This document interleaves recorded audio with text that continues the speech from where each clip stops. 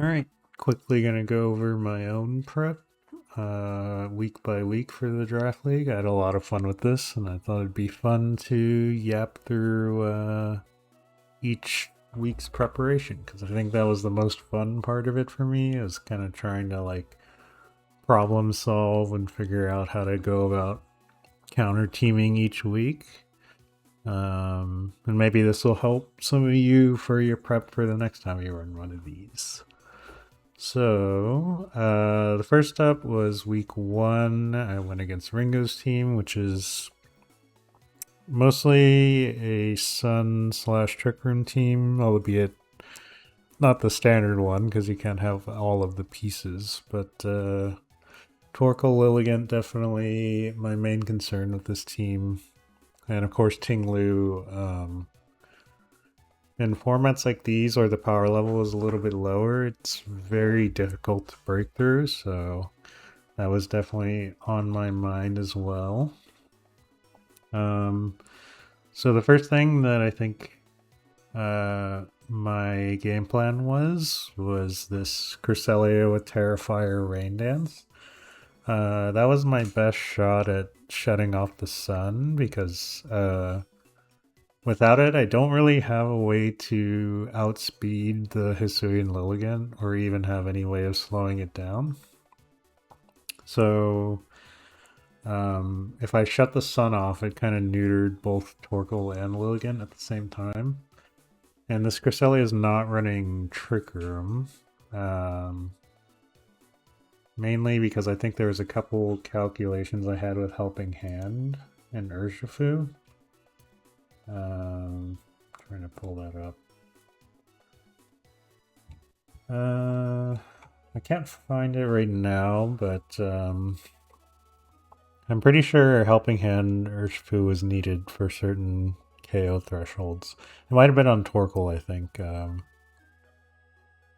Yes, I remember with Decorate and Helping Hand, I think Wicked Blow kind of gets past that, so don't even have to worry about that. And he doesn't have a. I mean, Ting Lu is a dark resist, but it doesn't want to take close combat, so. Urshifu was kind of my second plan, basically, the Decorate into Unseen Fist attacks that just can't be blocked.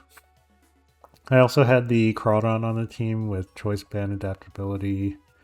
This is before I swapped Crawdon off, but pretty standard set. I did see it had Switcheroo, so I slapped that on because I didn't really see any other coverage moves that I wanted to run, and I thought that switching the Choice Band on something like a Raichu or something would could be a fun little trick there.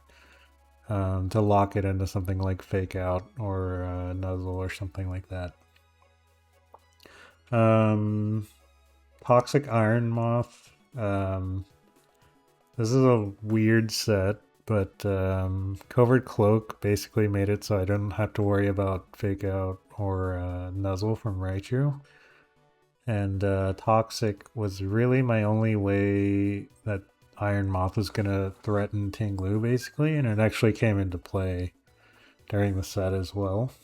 Um, Otherwise, Iron Moth was basically there as my faster mode to basically outspeed everything once the rain is up.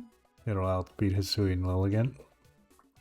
And then other than that, it's just attacking away with pretty standard moves. I went with Terra Fairy mainly to.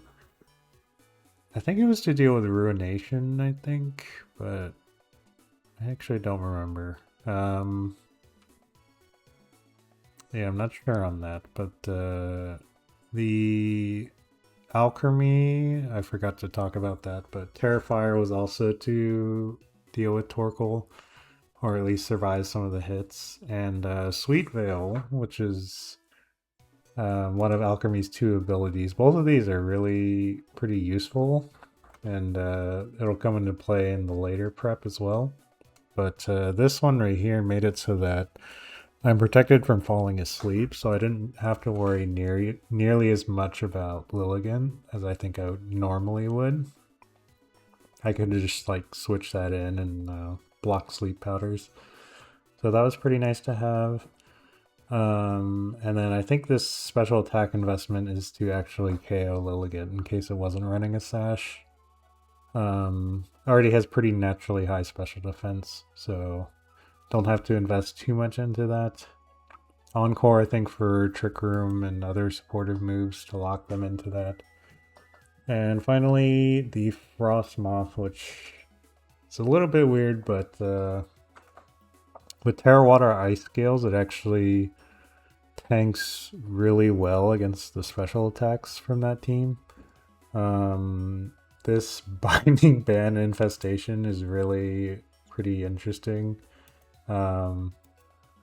This was... I was debating on running Fire Spin on Iron Moth instead of Toxic, but this is basically my way of getting rid of Ting Lu, because otherwise Ice Beam's doing like almost nothing to it, especially as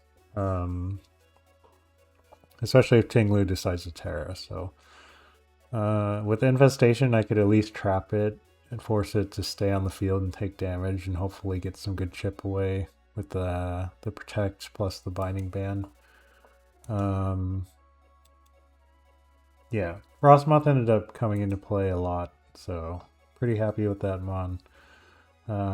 Pretty standard sets. I can't go too depth, or not standard sets, but EV spread wise, nothing crazy. I think I can't go into too much detail on it because apparently my notes didn't have a section for this week's matchup, because I think we played it out pretty quickly and I almost ended up losing, if I remember correctly. So yeah, just gonna move on. So the next up that I have is Ben's team, which is my only loss during this draft league.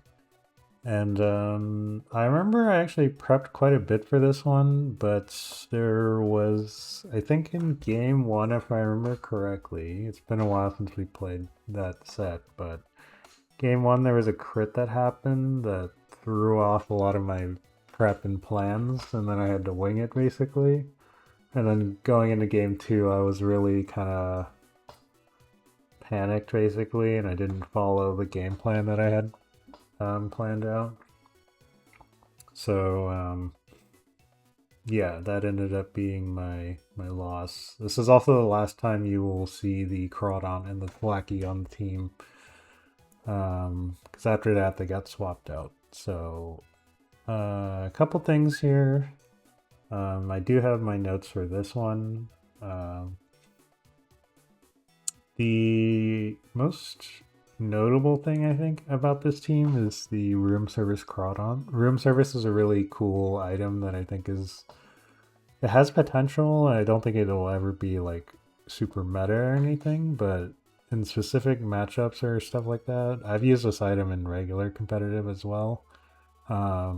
But basically it's an item where if Trick Room goes up, the user's stat or speed stat will be lowered, and then it'll be expired. So with the min speed Crawdon with Room Service, I could underspeed everything except Hatterene, which is really useful since a lot of that team is slower. Like you can see the Hydrapple, Granbull, Araquanid, Venonat are all pretty slow. Would underspeed my Registeel, which is my second slowest Pokemon, so that was my way around that. And I didn't actually see a need to run the Dark move on Crawdon, so I decided to run Terra Flying Terra Blast, which is a little weird, but it would let me survive Gallade's Sacred Sword and then retaliate onto Gallade, Hydrapple, Araquanid, Sceptile, Venonat. So Crawdon was kind of supposed to be my anchor in Trick Room, but it didn't end up being like that, because I think if I remember correctly, it ended up getting crit or something like that and dying. The other thing is Thwackey. Thwackey was supposed to, you know, the terrain warfare versus Indeedee. As you can see, I ran this specific speed stat to underspeed the Indeedee so that I win the terrain warfare, even if it's min speed. And I also would outspeed min speed Gallade by 1, which is why I have this 4 IVs right here. So this would let me taunt the Indeedee, which I think is really, really good against that Pokemon. If you taunt it, it shuts down basically everything that Pokemon can do. And so it kind of forces it to switch out, basically. But I think if I remember correctly, Ben played his Indeedee very well, so the Thwackey ended up being not very useful outside of that. And as you can see, this is full bulk Thwackey, so I believe that was to tank like 2 hits or something from one of his mons. I don't remember exactly which one it was, but I have a list of calcs there that I can't really find out the max defense Thwackey for, so but yeah, I mainly plan to use the Urshifu actually as my setup sweeper. As you can see, it has Swords Dance. It is no speed investment, max special defense actually. And then once Swords Dance is up, and we can take terrain control with Thwackey, Sucker Punch actually OHKOs a lot of that team. So that was kind of the plan there. And with the Terra Grass, I believe Gallade and plus Indeedee attack wouldn't KO it with that special defense investment. And yeah, I'm pretty sure +2 Sucker Punch is a KO on Hatterene. And with Thwackey lead, you'd be able to taunt the Indeedee to stop it from redirecting that. And so that was the main plan, but it did not really work out. I actually prepped a little bit for screens, it looked like. Like I suspected maybe Indeedee would run some sort of screens, but it didn't work out that way. So I thought about having this Registeel as my backup plan. So with the light screen plus Lunar Blessing on Cresselia, Registeel would be able to set up and sort of go from there. Because he doesn't have the best way through Registeel. Like, obviously, the Psychic type moves aren't really good, and then Grass moves also not good. The only real worry was the Fire type moves, so that's why I had the light screen, but he ended up bringing the Fire Pledge out, which I did not expect, so I don't even think that Registeel came into play there, but that was kind of... I think Frostmoth was really just my backup mon, because let's see.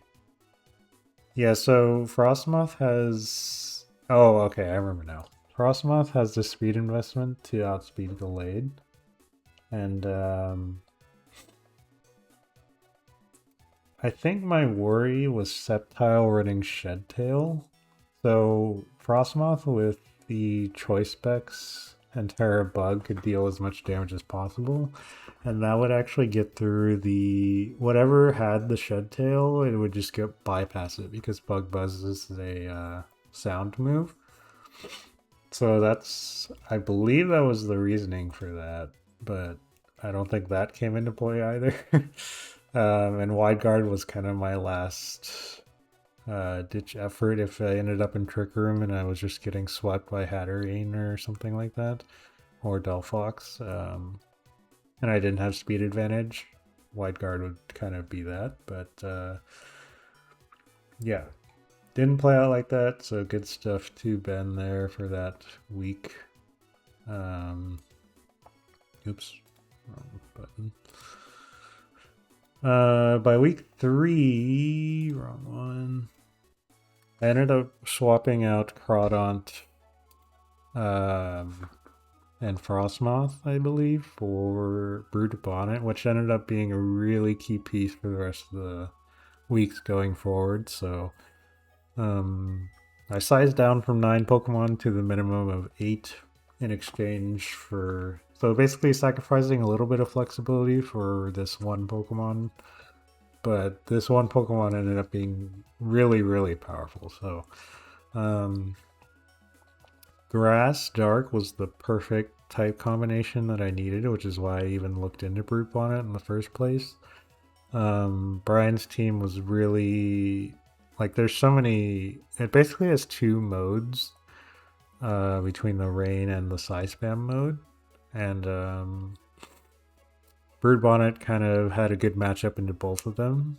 Landorus like fits into the rain mode, but it wasn't my biggest concern, given that I could run items in Terratite to sort of shore up that poison weakness.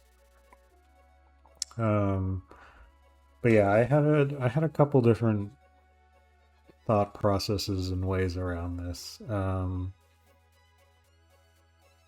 I think most notably, Chris, this was the first week I ran offensive Cresselia or setup Cresselia. This one stored power, Calm Mind, Protect Trick Room with leftovers. Terra Water to lessen the damage from Pelipper and Kingdra.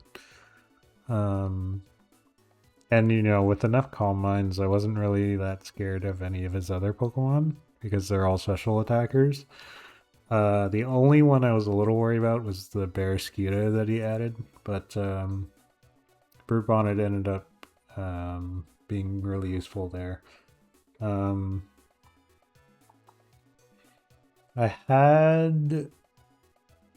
I did have Crunch on Brute Bonnet at one point, but I think Seed Bomb was there for a specific reason. I believe it was for Terra Water Iron Crown if that came into play. But that ended up not really being a thing either.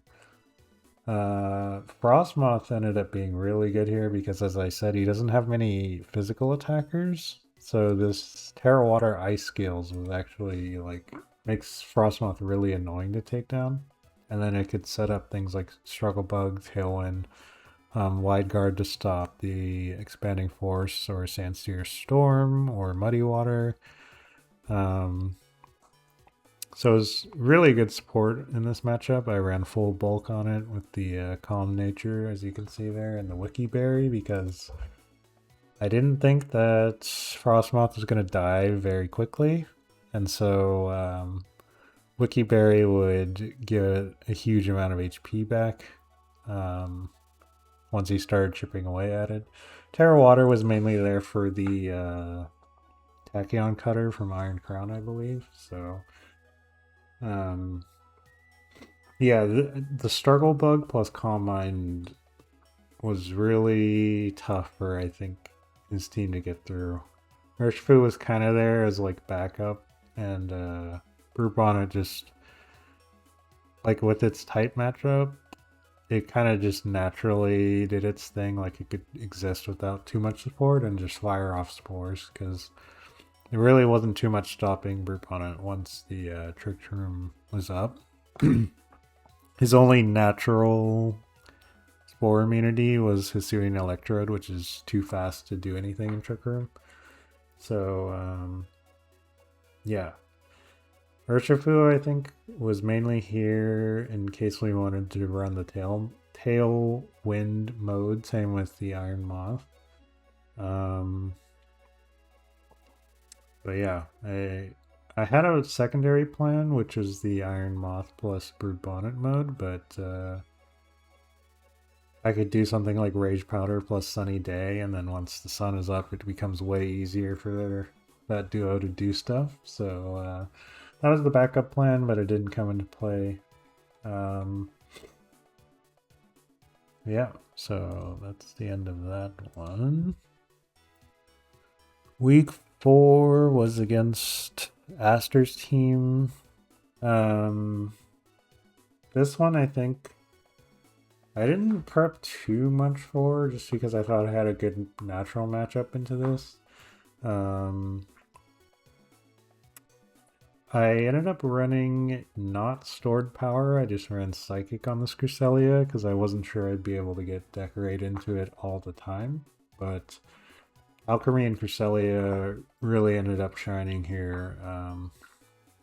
She just didn't have too many ways to deal with the Alchemy. And I actually got to showcase Alchemy's other ability, which is Aroma Veil, which protects it and its teammate from all this stuff here. And this is actually really useful mainly for Taunt and Encore, which are both, like, those are both moves that Cresselia really doesn't like dealing with, to the point where some Cresselia even end up running Mental Herb in regular competitive. But because I had Alchemy, I didn't have to worry about that too much. And so I got to run Rocky Helmet instead, which is really good against the Urshifu Water. And Terra Grass to resist Urshifu Water and Superior, which are her two strongest offensive pieces. So between a combination of Alchemy's ability, the defensive Terror from Cresselia, and Trick Room plus Lunar Blessing, that duo just ended up pulling way ahead of everything, basically. I even put a small amount of special attack into Alchemy and the Pixie Plate. With that, it guarantees an Oko on like min defensive Urshifu Rapid Strikes. Basically, if they had only 4 HP, then it would KO it. But yeah, a lot of these other mons really didn't see much play. The Assault Vest Urshifu I had, which again didn't end up happening, but it's an idea I had for a while in a lot of these matchups. But yeah, I kind of wish I had gotten to see how it performed, but another thing that popped up again was the Covert Cloak Iron Moth, again for that Pachirisu. Just shrugging off a lot of what it can do, because I really didn't want to get paralyzed. I think other than that, Iron Moth could kind of run free for the most part, which is why you just see 3 attacking moves. It does have a small amount of bulk. Yeah, I think Iron Moth was the secondary plan with Alchemy. I could decorate plus Sludge Wave, which is why I have Terra Steel on Alchemy as well. And plus 2 Sludge Wave would run through a lot of Pokemon on her team. So once I got the decorate down, because Alchemy is really slow, and this one is min speed, I believe, I could do Helping Hand, like decorate Iron Moth if it switches in, and then Helping Hand, because Alchemy doesn't have speed really at all. So that's 2 damage multipliers plus the Sludge Wave, just tearing through everything else. So that was the plan there. Brute Bonnet also ended up playing a huge role here. I put the Mental Herb on it, even though, you know, I have Alchemy's ability, but Mental Herb was just to prevent Taunt as the only way to really shut it down from doing its thing. Because I really needed it to perform. If Alchemy went down and Brute Bonnet got taunted, that would probably be game over in a lot of situations. So that's kind of the thought process there. This one I ran Pollen Puff on it just because I was kind of playing into the Cresselia and the Registeel bulkiness at this point. And yeah, that was the reasoning on that. Otherwise, pretty standard stuff. And yeah, so the final week was against KTD. So this one, I also felt like, similar to the matchup against Brian, where his team was mostly special attackers, this one was KTD had mostly physical attackers. And so this was finally Registeel's time to shine, which is the whole like centerpiece of my draft, was this Cresselia Registeel core with Iron Moth and Urshifu to support it type-wise. But yeah, this is the first week where I finally got to use Registeel, and it really, really performed well. Once I got iron defenses up, there really wasn't too much that I had to worry about. Um, I had a couple tricks. With Terra Ghost and Citrus Berry, I could survive knockoffs from Tyranitar and Slocking, while still being able to become immune to Slocking's strongest attack. I really just wanted a way to stop, like, Double Edge is its strongest move by far, so uh, it's so strong that even just getting resisted will still be a chunk of damage, so just becoming fully immune to that was really useful in my opinion. And so, with that Terra Ghost, it opens up the opportunity to get knockoffed by Tyranitar and Slocking if it reads it. So I really wanted to be able to survive that so I could get my partner going.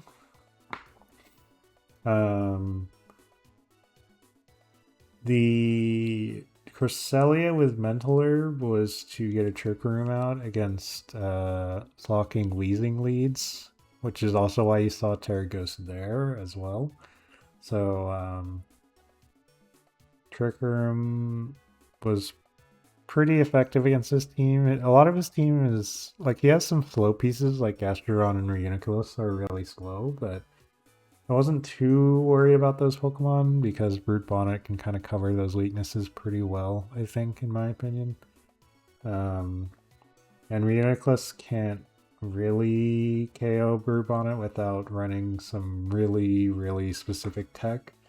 I think like a Life Orb Focus Blast or like Choice Specs like Terra Fire, Terra Blast or something like that. So, and I didn't see any of that. So, Brute Bonnet max defense, max HP, and I ran 2 attacking moves just so that I could deal with the Houndstone as well in the end game. That's why Sucker Punch is on there.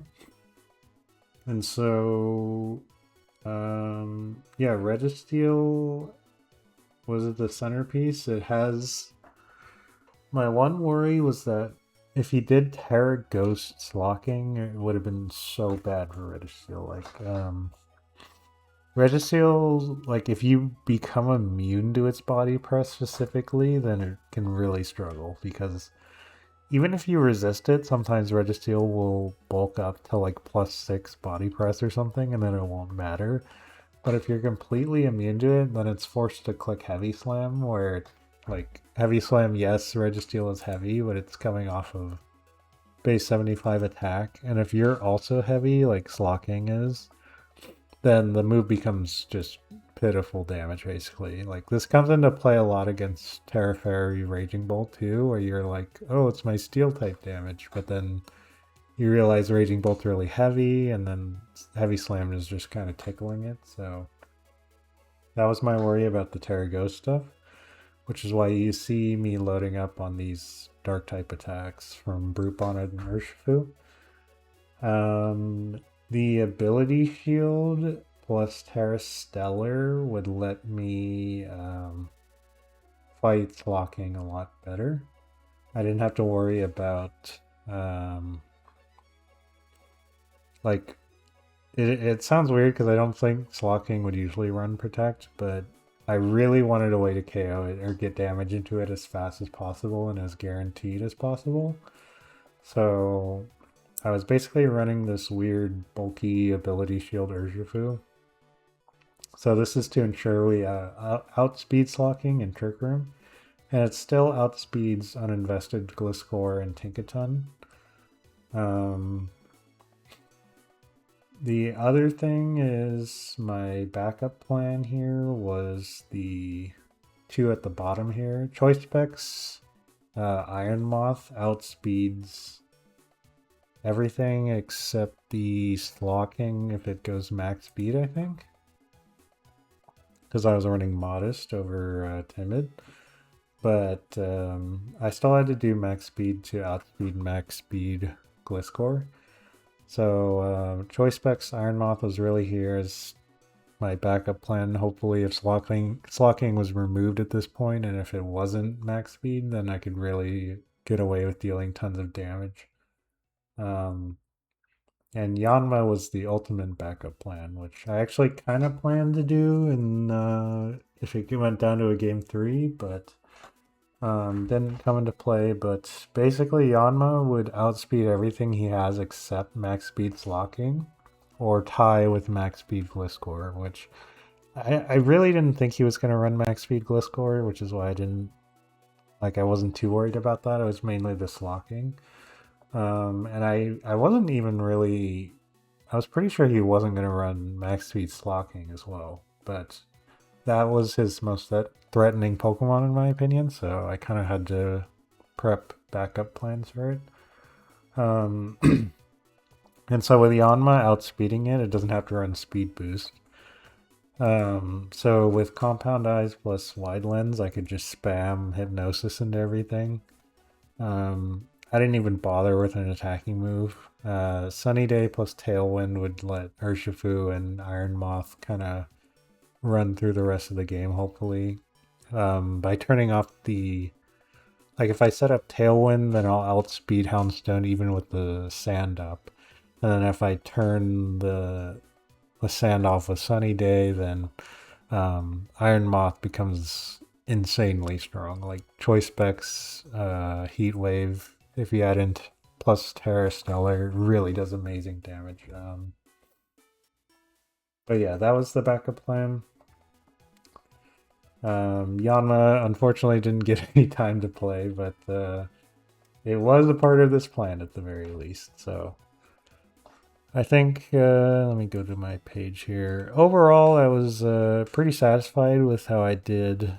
Obviously, that set against Ben was a little bit unfortunate because I think I really did prep a lot for that one, and I just didn't perform. Like I panicked in game 2 and everything, and but yeah, I mean mid-season the swap for Crawdon and Thwackey for the Brute Bonnet was such a big play. Brute Bonnet really put in so much work. Like you can see, I played it 6 times and it only died once, so it was really effective. It was put so many Pokemon to sleep, and for the rest of the team, like every single Mon there ended up pulling their own weight, except maybe Yanma, but it could have done something there. But like Frostmoth was unexpectedly very strong in a lot of the earlier weeks.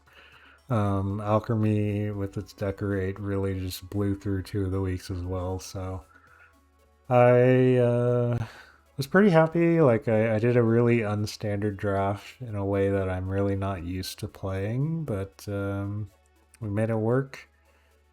Yeah, I didn't have any of the super powerful picks in my opinion, other than Urshifu, but I mean Cresselia, man, like sometimes when you see old VGC players talk about Cresselia as like one of the best Pokemon in VGC history, it's kind of hard to imagine because nowadays it's really not too strong. Like it has all these supporting moves, but sometimes it just gets left on the field because it can't do too much else. But in draft, it was so like strong just because of how many different sets you could run. Like I think yes, I ran very bulky Cresselias every single time, but like it has so many coverage moves and so many supportive options that I could really tailor it to fit like each matchup that I needed, like running Rain Dance if I needed it, or if I needed screens, or if I needed Helping Hand, or like speed control, which didn't come into play, but it does have those as well.